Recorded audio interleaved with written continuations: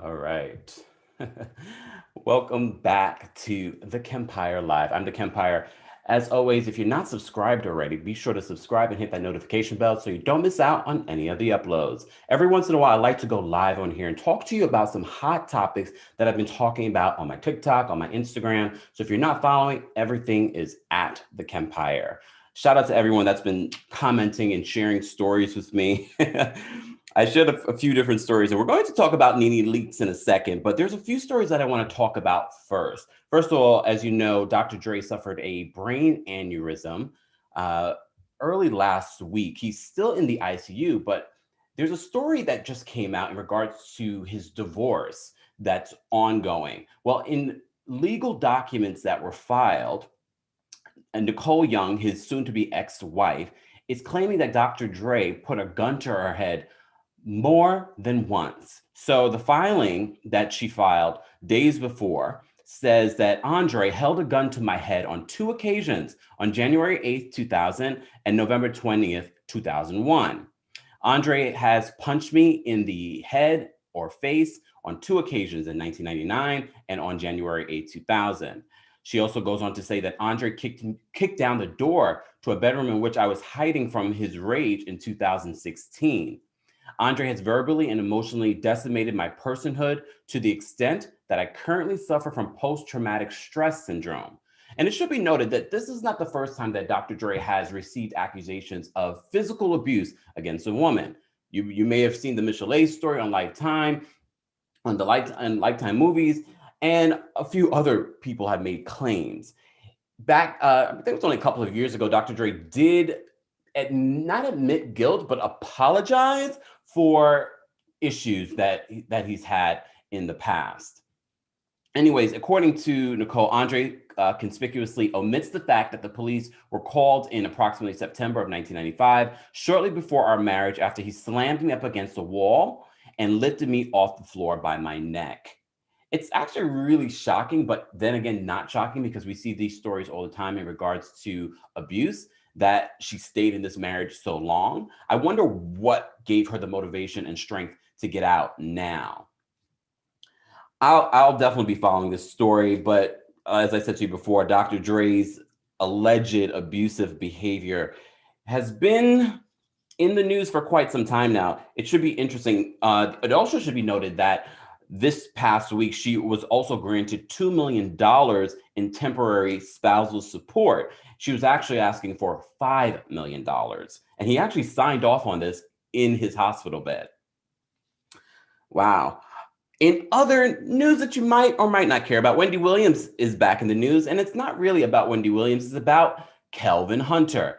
And I did not realize that there is a whole slew of you that didn't realize that Kevin Hunter, his real name is actually Kelvin. This is something that all the blogs, shout out to people like Chronicle Speaks and everyone that revealed this information. Kelvin is actually his real legal name, but a lot of you didn't know that. So I just wanted to point that out before I continue with the story. Well, anyways, he's back in the news because, shout out to Chronicle Speaks, we've discovered that Kelvin has moved to Florida. Yes, he's moved to Florida, bought a home that Shireen Hudson's name is not on, the baby's mother. We haven't seen the baby. We haven't really seen them together. I don't think anyone has really cared since when he sort of like paid him his money and, but there's been rumors that he's opened a restaurant and this and that. But we've discovered that he's actually opened a barbershop. Interesting because he's had some interesting hairline situations over the past few years. Anyways, I mean, it makes sense for him to move to Florida. First of all, his son is going to school in Florida. It's cheaper to live in Florida, especially, now that he's not, rolling in the millions, although he did get a very good settlement. But I think Kelvin also understands that that money's not going to last forever, especially in a state like New York. But yeah, so Kelvin, he's doing well. Not sure what's going on with Sharina though, or their baby. But more on that story probably, hopefully soon. I don't know if you even care about it, but let's talk about the real story that I wanted to get into. Nene Leakes, as you know, Nene Leakes wants us to boycott Bravo. We talked about the story on my podcast. If you're not subscribed, TheKempire Radio, link will be provided in the description box. Anyways, we've been talking and following this Nene Leakes story. She's not the only one bringing litigation, possible litigation against Bravo. Married to Medicine star Mariah Huck, is that how you pronounce it? Is bringing litigation against them as well. First off, I honestly believe that this can be legitimate. We've seen how problematic Bravo has been over the years, and especially during 2020, we came to understand and see how absent-minded, how ignorant Bravo was in regards to the things that they allowed on TV. Do I feel like Nene was abused in the situation? Very possible. Very possible. It's hard to take it from Nene because Nene, would you be saying any of this if you were still on the Real Housewives of Atlanta? Well, in this new interview that she did with her friend Tamar Braxton, as you may know, Tamar has a new podcast under construction, which was my first time actually listening to it. I like this realm that Tamar is in. She did decent on The Real. I never really loved The Real for any of them. I still don't love it, but teach their own. People are watching. Good for them.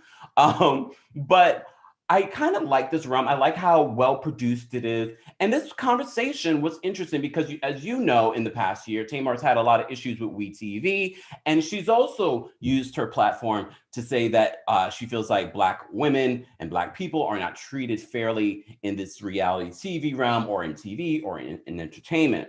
I don't disagree. It just seems problematic and just very cringy when they associate their personal issues with the Black Lives Matter movement. And I understand it definitely has a part because you see a lot of these major companies getting involved and saying, oh no, we're going to invest and curate more content for people of color. I get it. However, it just seems like it's a little too personal for them. Specifically Nene. Nene revealed that they had offered her during her Tamron Hall interview that they had offered her 6 episodes, same pay. I don't believe that, but Nene can say whatever because Bravo's not going to respond. They're not going to confirm or deny if they were offering her the same amount of money. I honestly don't believe they were offering Nene the same amount of money for 6 episodes. She said that she was in her car in front of Lanithia Lounge, which has not opened yet. Interesting, and we'll get to why she started some of these outside businesses, but she said she was outside of Lanithia Lounge and she was on phone calls with them in regards to negotiating her contract because she was going to go to where Strippergate happened. She was going to be a part. This was right before Cynthia's bachelorette party, so it tells you she wasn't even filming months before. As you know, they were already filming, and so it was going to be another season where we would get a lot of episodes without Nene. They were going to offer her 6 episodes out of 18 that she normally would film. Interesting. But they were interviewing her as if she was like this new housewife. And she was like, are we still doing this? To be honest with you, I don't care how long you've been with a reality series or whatever it may be. The job of the producers is to say, what's your story this year? I feel like they should be asking that to everyone because not everyone's going to be interesting. I bet they still ask Ramona and all that. Okay, so what is your story this year? They're not automatically bringing you back if there's no story. It doesn't make sense. Not defending Bravo, I'm just saying. And she just felt, I started this, but it goes back to that whole Nene ego thing. And I think that's why people find it so hard to support Nene in this movement to boycott Bravo. It's because it just seems inauthentic, because we all believe if you were signed on, if they were giving you the money, that you would still be going along to get along. Anyways, during this interview with Tamar, she revealed a lot. And some of it, I have to say, I appreciate her candor. But as I said to you before, she was in the car in front of Lanithia Lounge, and she says that the conversation that she had in regards to her coming back, she just wasn't comfortable with, and she was not going to come back. But they told her, think about it over the weekend. She did, and they came to the decision to part ways. I think Bravo was being almost gracious in regards to bringing Nene back. Because even last season, no matter what everyone's saying, I know this season of Atlanta is dry, but it was dry last season too with Nene. And Nene not being cooperative, Nene not wanting to film, Nene walking out, Nene being abrasive to all the other women. That was uncomfortable to watch. I think a lot of people missed the fun Nene that we got from the first couple seasons, but we also got to see Nene start feeling herself too much, letting the fame really reveal who she really is. Because I always say, money doesn't change people. Fame doesn't change people. It just really shows you who they are. And I think that's exactly what happened with Nene. As I said to you before, is Bravo innocent? No. It's a reality show. She even revealed in this interview with Tamar that they jive all this drama up, and she gets it. She understands what they're trying to do. They're trying to produce a reality show. Part of me is sort of like, oh my gosh, like reality TV really isn't reality TV. I understand that, but it just seems like, okay, they're jiving all this up. Why can't you just have a naturally show unfold? But that's just me. Anyways, she said that there were a corporate devil. She didn't say who exactly the corporate devil was. You could assume. We've talked about Andy Cohen. We talked about a bunch of different people, but Andy Cohen's not the only executive involved in Bravo or the production teams. There's different production teams for different cities.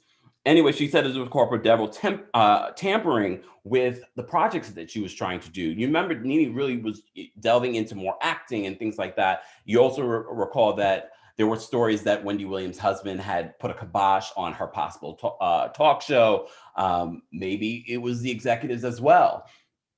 Not sure. I mean, that's known to happen in the entertainment business. That's why so many people are just so over the entertainment business and what goes on behind the scenes. You can only imagine what goes on behind the scenes when it's a Black person or a Black woman.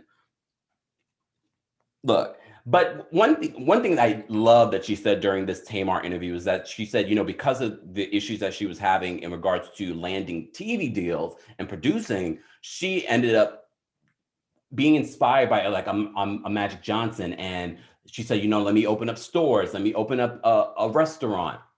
Smart. I love that she said that, because I think a lot of people can learn from her. And be it what you may, those businesses seem to be doing pretty well. Lenithia Lounge isn't open yet, but she's hoping that will open after the pandemic is over.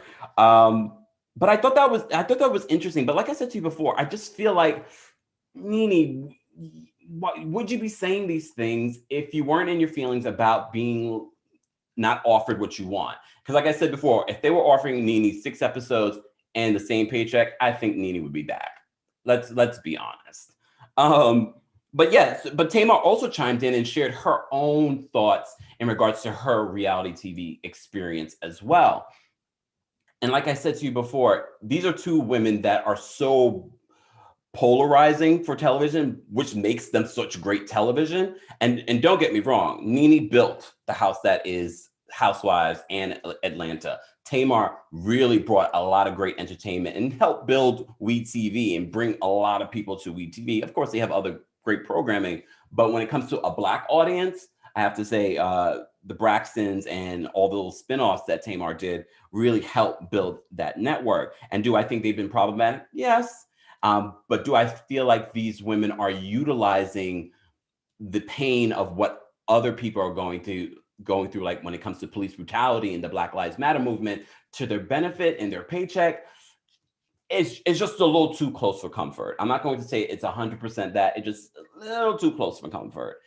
Anyways, that's all I have to say in regards to this story. Let's continue the conversation as always in the comments. Let me know what you think about this new Tamar Braxton and Nene Leakes interview. It's available on her podcast. We'll post links in the description.